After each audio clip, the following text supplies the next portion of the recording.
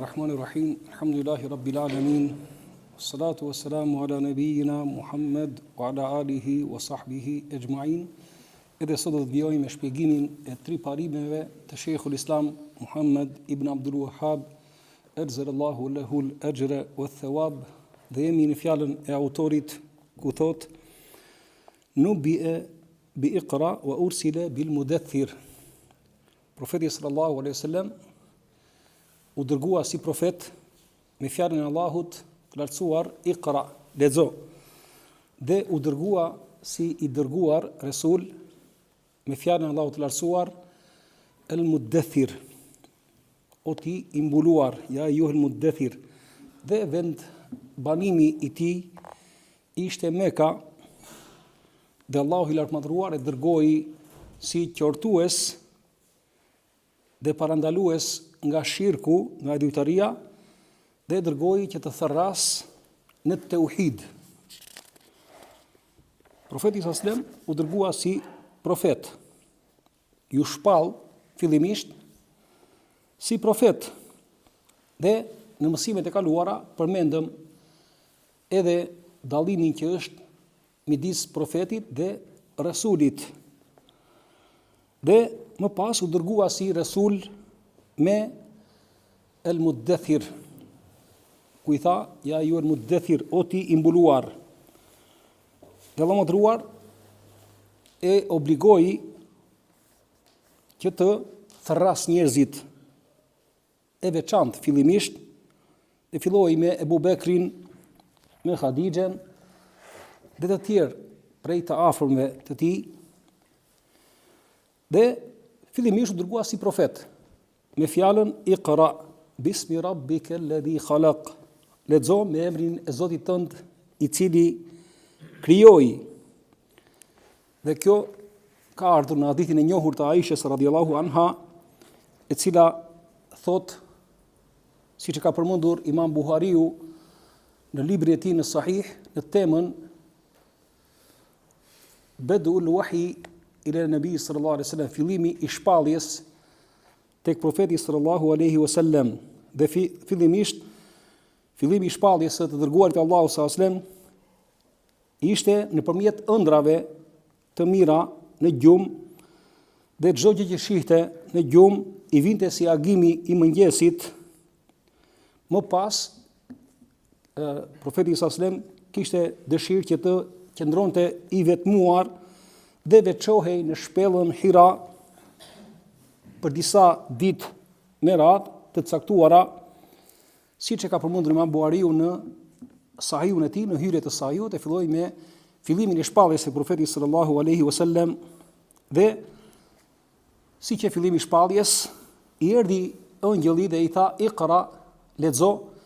Dhe ai tha: ma ana biqari, unë nuk di të lexoj, i tha. Nuk di të lexoj. I tha përsëri Xhibrili alayhi salam: iqra, lexo. Përsëri profeti sallallahu alajhi wasallam i tha: unë nuk di të lexoj. Nga që i dërguari Allahu sallallahu alajhi wasallam nuk dinte as të shkruante dhe as të lexonte. Ai tha përsëri: lexo. Dhe ai tha: unë nuk di të lexoj. Dhe në fund Xhibrili i tha: iqra bismi rabbika alladhi khalaq, lexo në emrin e Zotit tënd i cili krijoi. Khalaqal insana min alaq, e krijoi njeriu nga gjaku i ngjizur. Iqra wa rabbukal akram alladhi 'allama bil qalam. Dhe i zbritën këto ajete profeti sallallahu alaihi wasallam kur ishte në shpellën Hira, ku qëndronte, dhe ai u kthye nga shpella Hira dhe zemra po i dridhej. Deri te Khadija radhiyallahu anha, dhe i tregoi se çfarë kishte ndodhur. Dhe Khadija i dha kurajë, i tha: kella wallahi la yukhzika Allahu abada. Kurse si, tha, Allahu nuk ka për të turpëruar asnjëherë, sepse ti i mban lidhjet farefisnore, qëndron pranë nevojtarit, pranë hallexhiut, pranë skamnorit që është në skamje, e nderon musafirin dhe i ndihmon njerëzit për hallet që kanë.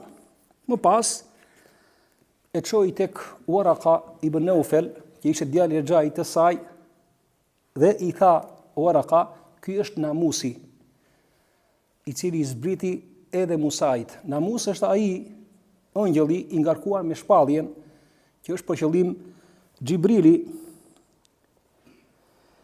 që është angjëlli i shpalljes, dhe ky është ai që erdhi tek Musai alayhis salam. I tha Waraka, sikur të isha i ri, i tha, që të qëndroja pranë teje, kur do të nxjerri, do të dëboj populli yt, i tha profeti sallallahu alajhi wasallam, au mukhrijihum, a do të më dëboj mua populli im? I tha Waraka, çdo kush që ka ardhur para teje me këtë mesazh, thirrës në tauhid, në fe, është armiqësuar. Sepse thira në tauhid bën armiq. Prandaj edhe janë të rrallë ata që ndjekin të dërguarit e profetët, edhe në terren, po të shohim edhe sot, thirrja në tauhid janë shumë pak. Sepse njerëzit duan të kenë sa më shumë ndjeksa në rrjetet sociale, duan të kenë sa më shumë prezencë, edhe i largohen temës së tauhidit. Allahu na ruaj, edhe pse ky është thelbi i çështjes. Dhe ky është mesazhi i gjithë dërguarëve e profetëve, tauhid.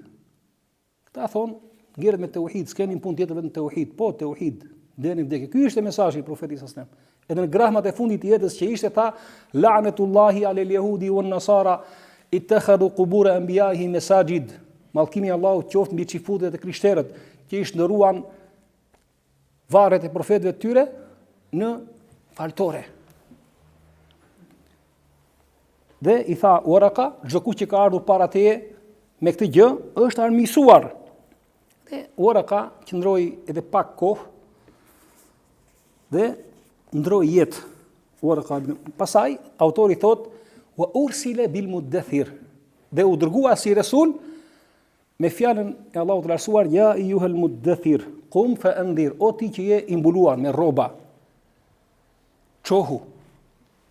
Ri rroba çohu. Anzir, të riqu vretjen njerëzve nga shirku, nga idojtaria.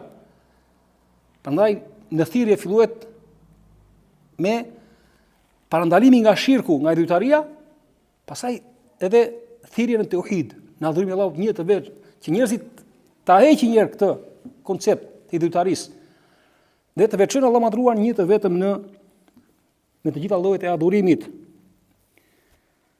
Pra, njerëzit ishin në idojtari, dhe ajo që duhet të bënte është elindar, tërheqja e vretjes, parandalimi nga shirku. Çfarë të bënte?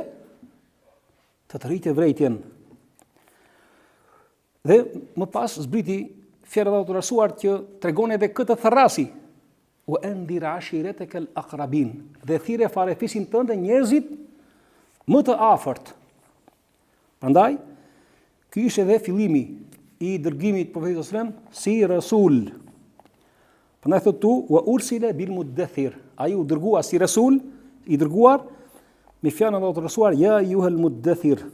Dhe vendbanimi i tij thotë ishte Mekka, nga që profeti sallallahu alajhi wasallam ishte nga banorët e Mekës, madje sallallahu alajhi wasallam tha, wallahi innaki la khairu ardillah, betojmë për Allahun, ti je toka më e mirë e Allahut, wa habbu ardi lahi ilayya, dhe je toka e Allahut më dashur tek unë. Wallahi laula annani ukhrijtu minki ma kharajtu. Betojmë për Allahun, sikur mos të dëbohesha prej teje, nuk do të largohesha nga ti. Prandaj vendbanimi i tij ishte Mekka, dhe profeti sallallahu alajhi wasallam e donte Mekën, madje thot, unë njoh një gur, thot, që më jepte selam, gur. Edhe gurët i jepnin selam profetit sallallahu alajhi wasallam, para se të dërgohesha si i dërguar, thot, e njoh një gur që më jepte selam. I thoshte, Esselamu alejke ja Rasulullah. I thoshte guri. I fliste guri me fjalë të pastra. Dhe thot tu vendbanimi i tij ishte Mekka. Dhe këtu filloi edhe shpallja. Ja ayyuhal muddathir, qum fa anzir, o ti mbuluar çohu dhe të riqu vretjen. njerëzve nga shirku, nga ditaria. Dhe thot autori më pas, Allahu e dërgoi me parandalimin nga shirku dhe që të thërras në tauhid. Pra, nga çfarë të parandaloj njerëzit? Të parandaloj njerëzit nga shirku, nga idhujtaria dhe t'i friksoj këta njerëz. Prandaj i frikson nëpërmjet zjarrit të xhenemit dhe i frikson nëpërmjet dënimit të Allahut. Prandaj Allahu i Lartësuar thot në Kur'an: "Fa in a'radu faqul anzartukum sa'iqatan mithla sa'iqati 'adin wa thamud."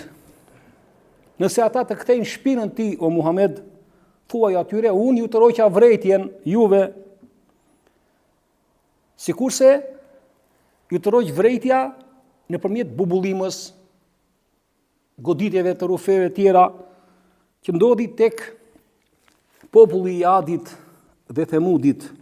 Pra, parandalimi nga se bëhet i njerëzve bëhet që të parandalohen, që të bëjnë kujdes nga shirku, nga idhujtaria, se ndryshe kam për të patur dënimin më të dhimbshëm për shkak të idhujtarisë. Dhe në anën tjetër të thras dhe të ftoj në tauhid. Ja ju el muddahir qum fa andir wa rabbaka fakabbir. Madhroje Zotin tënd me në tauhid. Wa rabbaka fakabbir. Për sa i përket tekbirit, Allahu akbar që ka ardhur wa rabbaka fakabbir, dhe Zotin tënd madhroje. Muslimani në lidhje me shprehjen Allahu akbar, Allahu është më i madhi, janë rreth 5 kuptime që kanë ardhur në Kur'an. Për sa i përket madhërimit të Allahut madhruar nëpërmjet thënies Allahu akbar. Së pari, madhërimi i Allahut bëhet në rububien e tij, në të qenit i vetëm krijues, furnizues, është i vetmi sundues, siç thot në Kur'an, wa kabbirhu takbira. Madhroje Zotin tënd, sa ai është i vetmi i madh, krijues, furnizues, posedues, sundues. Kuptimi i dytë i Allahu Akbar është të qenit Allahut më i madh në adhurimin e tij, sepse është i vetmi që meriton të adhurohet dhe askush nuk e meriton adhurimin për atyre që njerëzit i adhurojnë përveç Allahut madhruar, prej zotave, prej idhujve e tjera. Kuptimi i tretë i fjalës Allahu Akbar është Allahu është më i madhi në emrat e cilësitë e tij. Dhe sa do të ketë emra të bukur tek të tjerët, nuk janë si emrat e Allahut. Dhe sa do të kenë cilësi të tjerët, përveç Allahut, nuk kanë cilësi të larta. Prandaj Allahu madhruar, lehul mathalul a'la. Askush nuk është si ai. ولم يكن له كفوا أحد. Dhe askush nuk është i barabartë me të. Kuptimi i katërt është që Allahu madhruar është më i madhi në caktimin dhe vendimin e tij. Dhe kuptimi i pestë është që Allahu është më i madhi në ligjin e tij, në urdhrat, në ndalesat. Allahu është më i madh. Të pesa këto kuptime muslimani sa herë që lexon Kur'anin, thellohet te këto 5 kuptime dhe lexon Kur'anin duke u thelluar bi tadabbur. Pra, o rabbaka fakabbir, dhe Zotin tënd madhëroje duke e veçuar dhe adhuruar një të vetëm, pa i bërë asnjë shok dhe ortak në këtë adhurim. Pas kësaj thot, wa thiyabaka fatahhir, rrobat e tua pastroji. Çdo të thot rrobat e tua pastroji. Disa nga komentuesit e Kuranit kanë thënë që për qëllime rrobat tu janë punët dhe punët e tua pastroji nga se? Nga idhujtaria, nga shirku. Pastroji punët e tua. Siç Allahu madhruar thot në Kur'an, wa kullu insanin alzamnahu ta'irahu fi 'unuqih. Çdo njeri pra i kemi vendosur punët e tij që fluturojnë, qofshin të mira apo të këqija. Disa dietar të tjerë thonë që wa thiyabaka fatahhir këtu është për qëllim rrobat që njeriu vesh duhet i pastroj nga papastërtitë, wa thiyabaka fatahhir. Dhe nuk ka dyshim se kuptimi i cili është afër rrjedhës së këtyre ajeteve është kuptimi i parë, që është për qëllim pastroj punët e tua nga çdo gjë që ndot tauhidin, prej shirku dhe gjërave të tjera. Më pas thot urrujza fahjur, dhe idhujt braktisi. Të gjitha idhujt, putat, braktisi. Thot imami,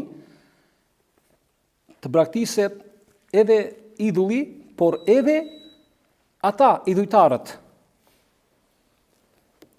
Dhe të largohesh, dhe të distancohesh edhe nga idhulli, edhe nga idhujtarët. Të largohesh dhe të distancohesh prej idhujtarisë dhe idhujtarëve. Prandaj profeti sallallahu alajhi wasallam thoshe në lutjet e tij, në fjalët e tij thoshte: Allahumma la taj'al qabri wathanan yu'bad, o Zot, mos e bë varin tim idhull që të adhurohet. Urrujza fahjur. Me kaq më thonë për sot, për të vazhduar në ditët e vijim me pjesët e tjera të kësaj broshureje. Sallallahu alaihi wa sallam ala sayidina Muhammad wa alihi wa sahbihi ajma'in.